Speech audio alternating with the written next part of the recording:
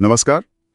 आज हम एक बहुत ही दिलचस्प विषय पर बात करने वाले हैं, होम्योपैथी के सिद्धांत। हाँ, और हम इसके लिए H.A. रॉबर्ट्स की किताब the principles and art of cure by homeopathy के अध्याय 6 की एक हिंदी समीक्षा का सहारा ले रहे हैं। बिल्कुल। तो हमारा आज का मकसद है ये समझना कि होम्योपैथी क्या ये बस कुछ अनुभवों पर आधारित है या फिर इसके पीछे कोई ठोस वैज्ञानिक आधार है, कोई सार्वभौमिक नियम।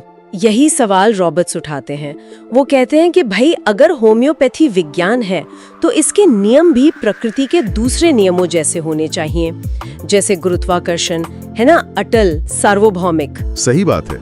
मतलब ऐसा नहीं कि बस किसी ने कुछ आजमाया और चल गया। बिल्कुल। रॉबर्ट्स का तो ये भी मानना है कि हानेमैन ने शायद सिर्फ इलाज का तरीका नहीं खोजा, बल्कि प्रकृति के कुछ नियम पहचाने और उन्हें शरीर पर लागू किया। जैसे न्यूटन ने सेब गिरते देखा और गुरुत्वाकर्षण समझ लिया। अच्छा, तो सबसे पहले सबसे ज्यादा सुनने में आने वाला नियम सिमिलिया सिमिलिबस क्यूरेंटर, हाँ, समान से समान का इलाज। हाँ, समीक्षा में लिखा है कि ये कोई एकदम नया विचार नहीं था, मतलब हानेमैन से पहले भी। हाँ, इसका जिक्र मिलता है प्राचीन हिंदू ग्रंथों में। अरस्तु, हिपोक्रेटस, इन सब ने कहीं ना कहीं इस तरफ इशारा किया था, पर हानेमैन ने इसे एक, आप कह सकती हैं, व्यवस्थित रूप दिया, एक वैज्ञानिक ढांचा तैयार किया। ठीक है, लेकिन ये काम कैसे करता है? इसके पीछे का सिद्धांत क्या है? देखिए, रॉबर्ट्स के हिसाब से ये शरीर की अपनी एक शक्ति होती है, जीवनी शक्ति या वाइटल फोर्स। हाँ, वाइटल फोर्स। तो ये जो समान दवा है वो इस जीवनी शक्ति को बस एक तरह से सही दिशा दिखाती है, उसे उकसाती है कि वो खुद ही शरीर को ठीक करे। और ये जीवनी शक्ति का जो कॉन्सेप्ट है वो होम्योपैथी को समझने के लिए बहुत ही केंद्रीय है। अच्छा, तो ये जीवनी शक्ति ही वो आधार है जिस पर बाकी सिद्धांत टिके हैं। जैसे वो एक और नियम है, हेरिंग का नियम, चिकित्सा की दिशा वाला। हाँ, हेरिंग का चिकित्सा की दिशा का नियम, ये बड़ा दिलचस्प है। ये बताता है कि इलाज किस पैटर्न में होता है। पैटर्न? कैसा पैटर्न? हेरिंग ने देखा कि शरीर में सुधार हमेशा एक खास दिशा में होता है, ऊपर से नीचे की तरफ। जैसे सिर के लक्षण पहले ठीक हो, फिर पैरों के। अच्छा।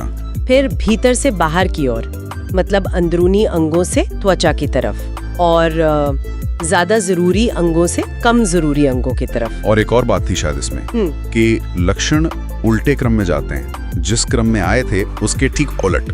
बिल्कुल सही। जिस क्रम में बीमारी बढ़ी थी, ठीक होने पर लक्षण उसके विपरीत क्रम में घटते जाते हैं। ये एक तरह से इशारा है कि इलाज सही दिशा में है। ये तो वाकई शरीर के ठीक होने का एक नक्शा जैसा हो गया। हाँ, कह सकते हैं। और रॉबर्ट्स यहीं नहीं रुकते, वो भौतिकी के नियमों से भी समानता दिखाते हैं। जैसे न्यूटन का 30वां नियम, हर क्रिया की बराबर और विपरीत प्रतिक्रिया होती है। Action reaction. वो होम्योपैथी में कैसे? दवा देने पर शरीर जो प्रतिक्रिया करता है उसमें ये नियम दिखता है। और इसी से जुड़ा है एक और अहम नियम, न्यूनतम क्रिया का नियम, लॉ ऑफ लीस्ट एक्शन। न्यूनतम क्रिया मतलब कम से कम एक्शन। हाँ, प्रकृति में कोई भी बदलाव, बड़ा बदलाव भी अक्सर कम से कम क्रिया या ऊर्जा से होता है। जरूरी नहीं कि बड़ा नतीजा पाने के लिए बहुत ज्यादा जोर लगाया जाए। और यही बात होम्योपैथी की खुराक से जुड़ती है ना। समीक्षा में था कि दवा की मात्रा और लक्षणों की समानता में उल्टा रिश्ता है। ये थोड़ा कंफ्यूजिंग है। कम दवा ज्यादा असरदार कैसे? हाँ, ये सुनने में उल्टा लगता है, लेकिन सोचिए, अगर दवा बीमारी के लक्षणों से बहुत ज्यादा मिलती जुलती है, एकदम सटीक है, तो शरीर की जीवनी शक्ति को सही रास्ते पर लाने के लिए बस एक हल्का सा, बहुत महीन इशारा काफी है। अच्छा। इसलिए खुराक बहुत कम होगी, न्यूनतम, क्योंकि इशारा एकदम सही निशाने पर है।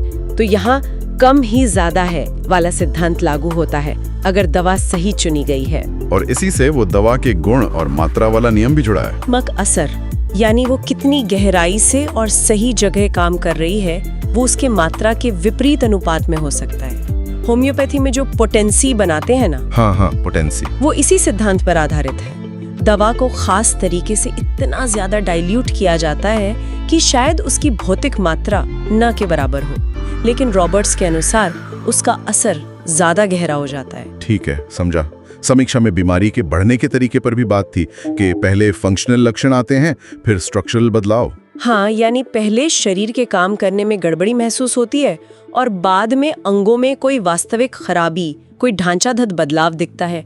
ये समझना दवा चुनने और इलाज की दिशा तय करने में मदद करता है। और दवाओं के परीक्षण मतलब ड्रग प्रूविंग के नियम भी इसी समझ पर आधारित हैं। बिल्कुल, कुछ दवाएं शायद अपनी पूरी क्षमता ज्यादा पोटेंसी में ही दिखाएं, वहीं जो दवाएं बहुत तेज असर करती हैं, उनका परीक्षण सावधानी से कम मात्रा या कम पोटेंसी में करना ही सुरक्षित होता है। और एक आखिरी नियम था शायद दवा को दोहराने को लेकर। हाँ, वो भी जरूरी है। जब तक दवा का असर चल रहा है या शुरुआती लक्षण मौजूद हैं, तब तक खुराक को दोहराना नहीं चाहिए। जीवनी शक्ति को अपना काम करने देना चाहिए। तो कुल मिलाकर रॉबर्ट्स की बात यह है कि होम्योपैथी कोई हवाई चीज नहीं, बल्कि प्रकृति के ही नियमों पर आधारित है। वही नियम जो हमें फिजिक्स, बायोलॉजी सब जगह दिखते हैं। सही कहा।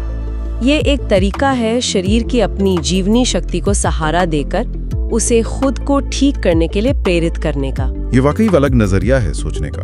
और इसी विचार के साथ हम आज की चर्चा को यहीं रोकते हैं, लेकिन श्रोताओं के लिए एक सवाल छोड़ जाते हैं। जरूर। अगर होम्योपैथी के ये सिद्धांत, जैसा रॉबर्ट्स मानते हैं, वाकई प्रकृति के गहरे पैटर्न दिखाते हैं, तो चिकित्सा से हटकर सोचें, हमारे जीवन में, समाज में या प्रकृति में और कहाँ हम समान से समान के इलाज जैसा कुछ या कम से कम क्रिया से बड़ा बदलाव जैसा पैटर्न काम करते हुए देख सकते हैं।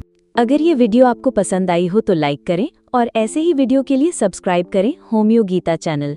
ज्ञान, सेवा, समर्पण, यही है हमारी पहचान।